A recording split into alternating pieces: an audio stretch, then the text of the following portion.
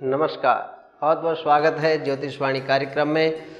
दर्शकों, कल हम चर्चा कर रहे थे कि घर के आसपास में हमारा कैसा वातावरण हो और उसका हमारे घर पे कितना प्रभाव पड़ता है। वास्तव में ये बात विशेष करके कही गई है कि जब हमारा घर, उसके सामने कोई ऐसी नेगेटिव चीज़ होती है, उसका हमारे घर के ऊपर शुभ और अशुभ कैसे प्रभाव पड़ता है, ये बहुत ही विचारणीय है। और जब भी आप घर लें, प्लॉट लें, तो इन बातों का बहुत ज़्यादा ध्यान रखें। जैसे कल बता रहे थे कि उनके घर के सामने शमशान घाट पड़ता है। देखो, शमशान घाट है क्योंकि वहाँ नेगेटिव शरीर जलते हैं और वहाँ से जो भी धुआं है, राख है, वो उड़ती है। और वो जब उड़ती है, हवा में उसके कण होते हैं। आसपास के एरिया में पेड़ पौधे या घरों में उसके प्रवेश हो जाता है। देखो, हमारा जो एक सिस्टम होता है घर का, हमारी बुद्धि का, जितना हम पॉजिटिव रहेंगे तो उतना माइंड शांत रहता है। दुर्घटनाएं कैसे होती है? दुर्घटनाएं इसलिए होती हैं क्योंकि माइंड, जो दिमाग है, वो अशांत है। कुछ ना कुछ उसका माइंड स्थिर नहीं होगा, जिसका भी, तो वहाँ कुछ ना कुछ अशुभ घटनाएं होंगी। क्लेश है, रोग है, ये सारी बातें तभी ज़्यादातर आती हैं जब हमारा दिमाग अशांत होता है। ये बात अब साइंस ने भी मानी है कि जितना ज़्यादा टेंशन करेंगे उतना ज़्यादा हमारे शरीर को नुकसान होता है। चाहे बीपी हो, शुगर हो, बड़ी से बड़ी बीमारियां, उनका लिंक कहीं ना कहीं तनाव से है, माइंड से है। इसीलिए हमारे सनातन धर्म में ध्यान की पद्धति है, ज्ञान की पद्धति है, उपाय, व्रत, पूजा, यात्राएं, ये सारी बातें इसीलिए हैं कि हमारा जो ये ब्रह्मांड है, ये शांत रहे, ये ब्रह्मांड पूर्ण संतुष्ट रहे, आनंद में रहे। इसलिए हमारे ऋषि मुनियों ने ऐसी ऐसी तपस्याएं कर करके, कठोर तपस्याएं करके अपने 6 चक्रों को सिद्ध किया, कुंडलिनी का जागरण किया। उनकी कुंडलिनी जागृत हो गई तो सहस्रसार जिसको कहते हैं, ये 7वां जो यहाँ चक्र होता है, ये भी चैतन्य हो जाता है। ये बड़े बड़े लोग, जो दिव्य महान विभूतियाँ हैं, उनका ही हो पाता है। तो ये बातें तब हैं जब हम जहाँ रहते हैं, जहाँ हम निवास करते हैं, वहाँ शांति हो। उस भवन में आपको शांति नहीं प्राप्त होगी तो आपका जो माइंड है, आपका है, पत्नी का है, बच्चों का है, घर में जो सेवक गण हैं उनका है, आने जाने वालों का है।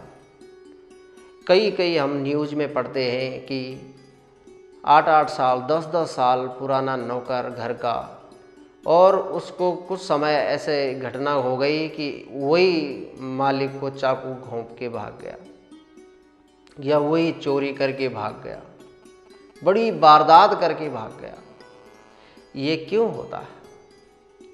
ये इसलिए होता है कि उस घर में इतना नेगेटिव होगा, इतना नकारात्मकता होगी कि वो मालिक को भी नकारात्मक रखेगा। मालिक ऐसा व्यवहार करेगा, घमंडपूर्ण व्यवहार रखेगा, तो धीरे धीरे परिवार के लोगों पे उसका दुष्प्रभाव पड़ेगा, उनकी नेचर भी वैसी हो जाएगी। तो जो नौकर चाकर हैं घर में, उनका भी ऐसा ही हो जाएगा। तो वो लोग भी फिर बड़ी वारदात करने में हिचकेंगे नहीं। इसलिए अपने घर को ऐसा बनाना चाहिए जिससे आपके घर में नकारात्मकता आने का कोई भी मार्ग न बचे। मैंने कई लोगों के घरों में देखा कि उनके घर के सामने कोई मकान है जो खंडहर सा बना हुआ है, तो उस खंडर वाले मकान से भी नेगेटिव रेंज बनती है जो हमारे मकान को दुष्प्रभावित करता है बहुत ज़्यादा। आपके घर के ठीक सामने क्या है, आपके घर के पीछे क्या है, आसपास क्या है, ये सब देखने पड़ती है। इसीलिए कहते हैं सातवां सुख पड़ोसी अच्छा। कहते हैं ना 7 सुख मैंने बताए थे। पहला सुख निरोगी काया है और 7वां सुख पड़ोसी अच्छा होना चाहिए। इसलिए आमने सामने आस पास का जो वातावरण है वो हमारे घर को बहुत ही महत्वपूर्ण कारक प्रभाव देता है। इसलिए जब भी अपना घर बनाएं तो ऐसी जगह पे बनाएं जहां दूर दूर तक कोई नकारात्मकता न हो।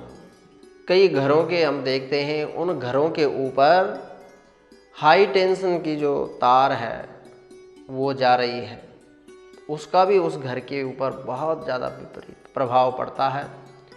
ऐसे मैं कुछ घरों को जानता हूँ जिनके घर के ऊपर ऐसी बड़ी तार जा रही है और उस घर के जो मालिक हैं उनको ब्लड कैंसर है। जब से वो घर में आए तब से धीरे धीरे उनको ऐसी बीमारी लगी कि उनको ब्लड कैंसर है और आज की डेट में उनका पूरा ब्लड चेंज होता है। तो इसके पीछे अब हम तो अपनी दृष्टि से और अपने जो हमने अध्ययन किया है उसी के अनुसार सोचेंगे।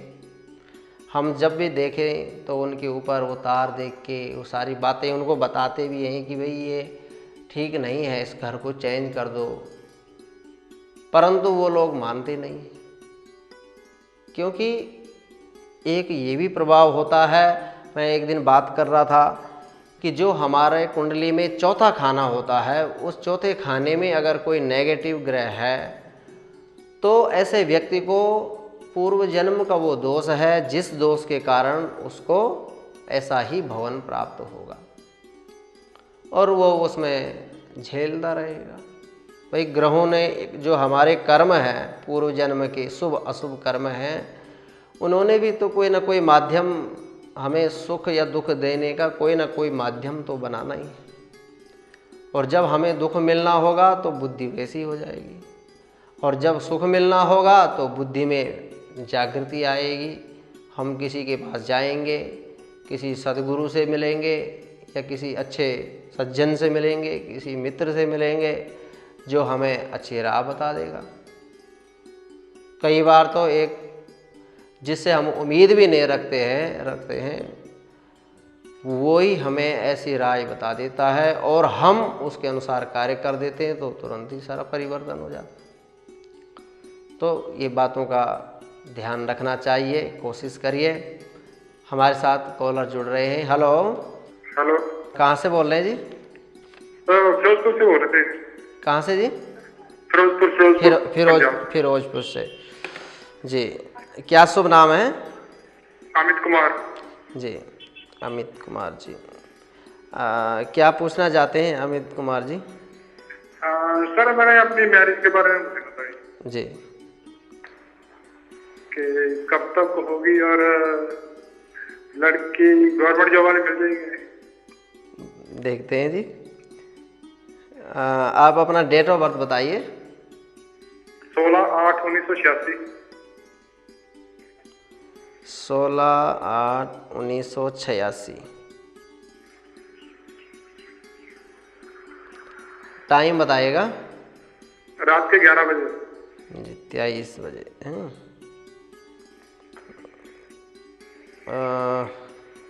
बर्थ प्लेस आपका फिरोजपुर? फिरोजपुर।